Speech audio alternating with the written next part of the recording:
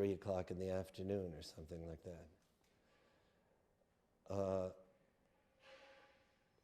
Or maybe it was later, because I think it was dark at that point. But it was getting dark, but there was still 3 or 4 hours left of the...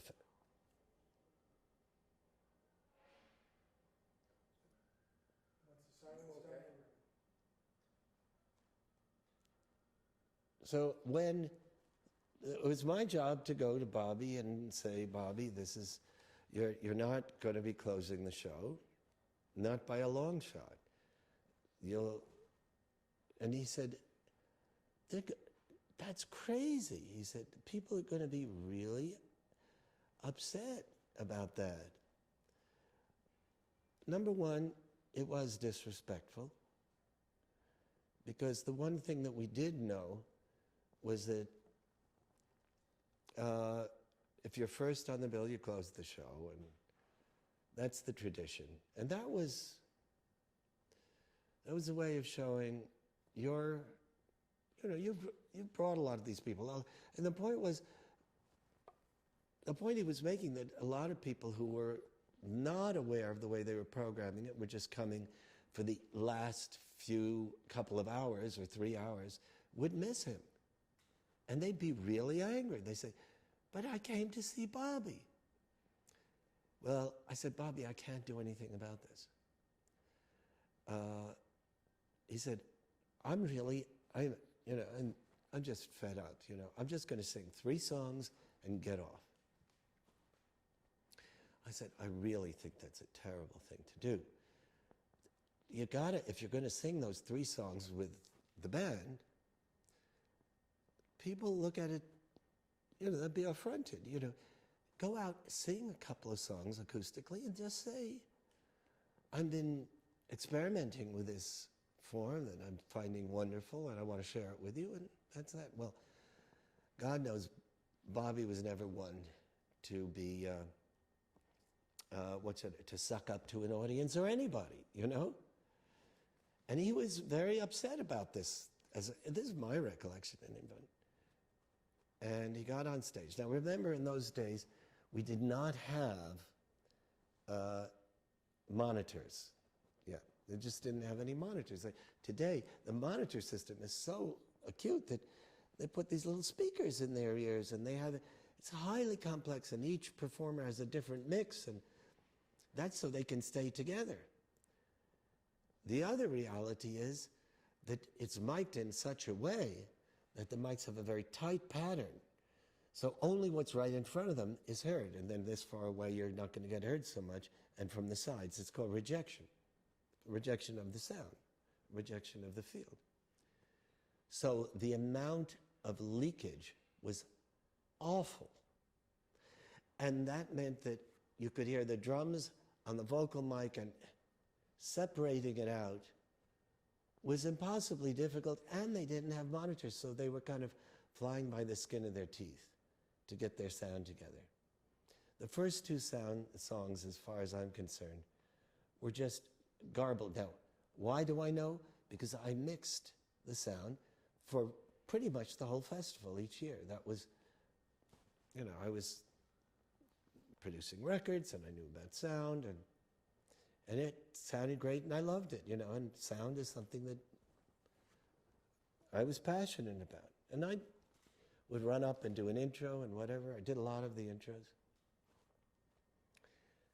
The audience was aghast. First of all, it sounded horrific.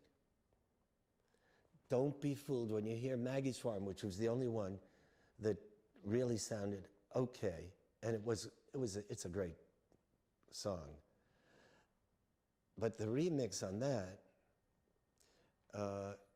was just that, a remix, with today's technology that could separate the sounds from each other and create something so that it sounds reasonable. So in the Scorsese film on Bobby, it sounds okay. It did not sound like much.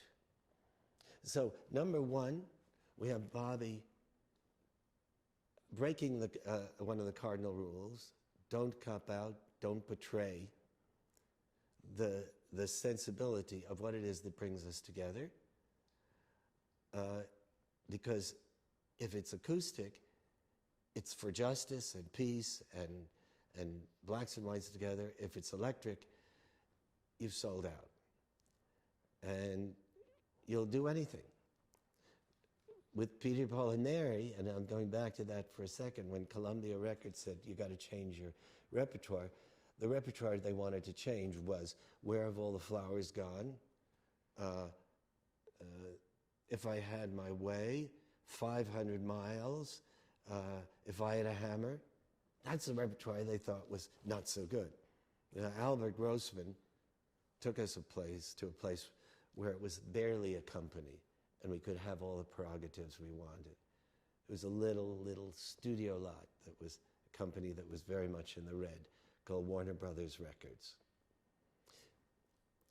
In any event, back to Bobby.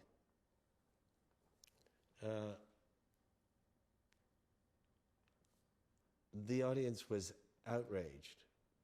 The reason you couldn't hear their hooting and catcalling and in waves was that the microphones were picking up from the stage. They weren't picking up the audience at the time. And I ran up on stage and I got my guitar as Bobby was coming off stage. And he said, "What have you done to me?" Because he did feel that I was responsible for taking care of him. I invited him. I was to make sure that he was treated with respect. I was representing the board of directors, and I let him down. And I got on that stage, and I said, "Here, take my guitar and come back out." And I told them he would be back out, and he did come back out. But I felt that we had let him down. Now, it was a combination of the foolishness of Alan Lomax's idea that was well meant, but it was a foolish idea. And just something that happened. And I wasn't around Pete Seeger. I don't know if he was irate or not, so I can only tell you about the things that I knew about. But I do know that you have to look at it as the cup half full. Here was a demonstration at one of the main places in the world where we were saying the 1960s has produced a sense of acceptance, of caring. It's expressed interpersonally and musically. And the people are so passionate about this that if somebody appears to stray from being a believer in what we're about, it's a heartbreaker. That's the kind of passion that fueled the civil rights movement. That's the kind of passion That's the kind of passion that fueled the civil rights movement, that fueled the anti-war movement, that fueled the generations of movements that have proceeded from it. So looked at just in isolation, it was an odd rejection of the main poet of the entire folk revival, folk renaissance. One that failed to look at the substance and judged based upon the style, the dress that he was wearing. I don't mean the female dress, I mean how he was dressed. That's all it was. But looked at in context, you have to say, you know, we cared so much. This was our heart and soul. And right or wrong, we felt betrayed. In the meantime, Albert Grossman went up to Alan Lomax and said some series of words to him, telling him how inept and disgraceful the festival was based upon Alan's input. And the two of them started punching. Now, these were big guys, and they rolled in the dust, hitting each other. See, Albert was a scrapper, but he was a scrapper for things he believed in. He was, by the way, not highly political. He always felt that we as artists had our right to do what we wanted with our career, to destroy it if we so desired. But we needed to be protected so our artistry would be real.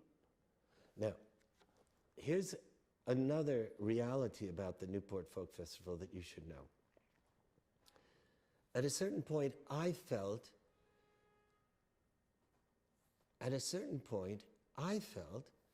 that the contemporary performers,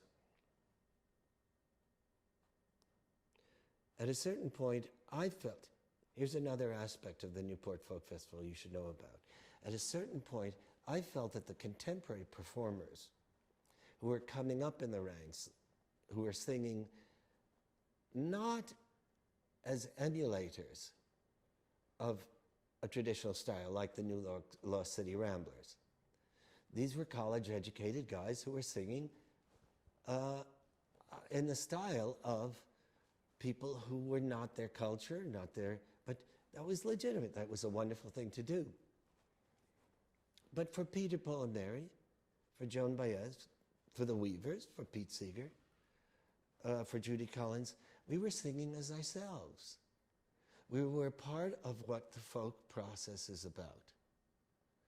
We were saying, in our own lives, with the musical influences we have, this is the way we hear the music. And in doing so, we provided a bridge for people to understand the music that they couldn't understand in its raw, original, ethnic, traditional state. If you had played Mississippi John Hurt for the vast number of people that understood it later, they would not have gotten it, perhaps. Same with Bob Dylan in the beginning. They couldn't hear him. He can't sing. Because to sing, you had to sing with a pretty voice. That meant sing. The truth of the matter was that I went to the Newport board meeting and I said, you know something? This isn't right. It's good that we're celebrating all these traditional people, and certainly that was Pete's thrust.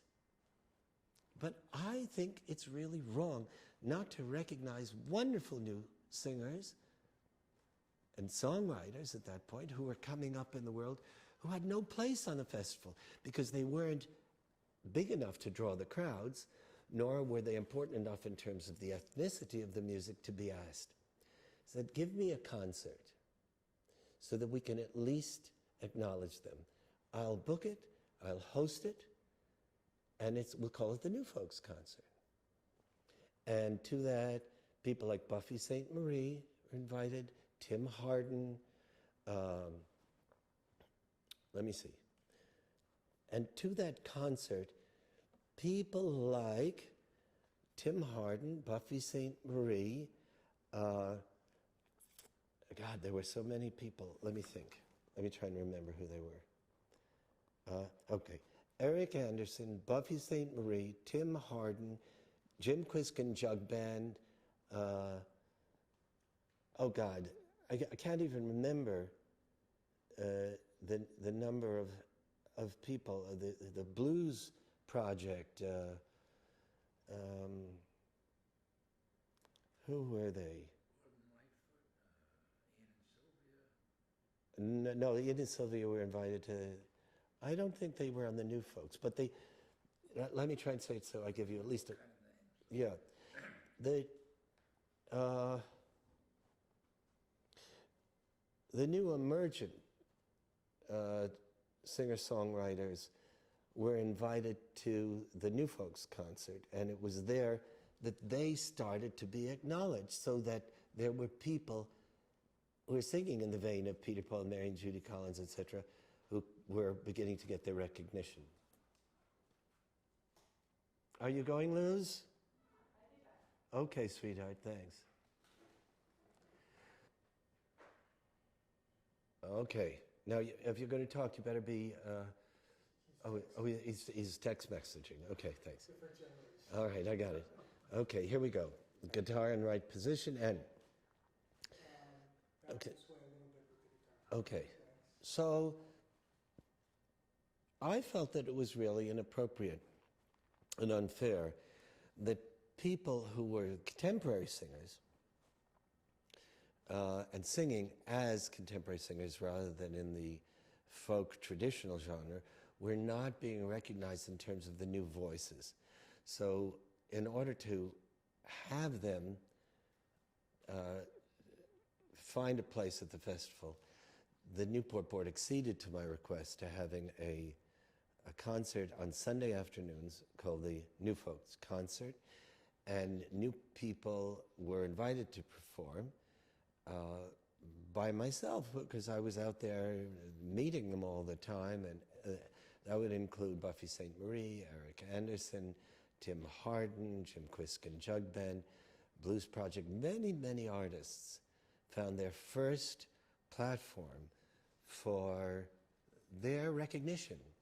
They too needed encouragement. They too needed to be given the gift that Mississippi John Hurt was given. But there was a tension between those people who really felt that the valid folk music was that which was sung in the traditional way, and those who felt that it was valid to sing it with today's ears. From myself, from my own perspective, the way to acknowledge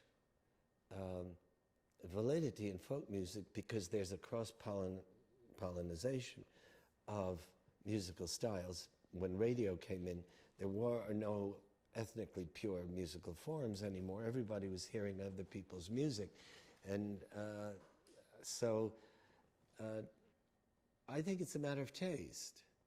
And it's a matter of feeling